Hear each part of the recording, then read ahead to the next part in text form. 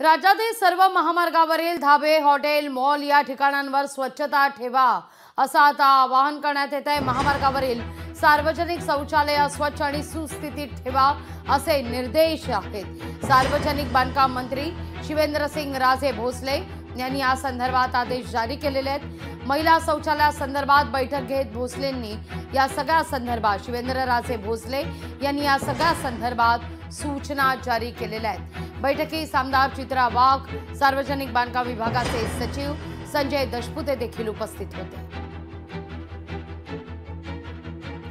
अधिक माहिती घेतो आपले प्रतिनिधी चेतन ननावरे यांच्याकडून। चेतन, अतिशय महत्त्वाचे खरं तर हे निर्देश म्हणायला हवेत।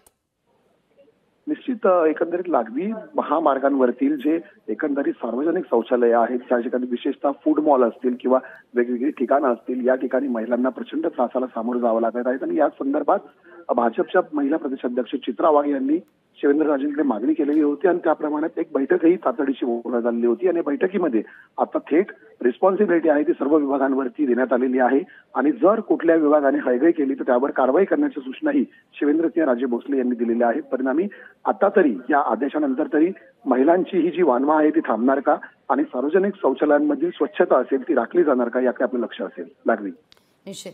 चेतन, धन्यवाद तुम्ही दिलेल्या माहिती करता।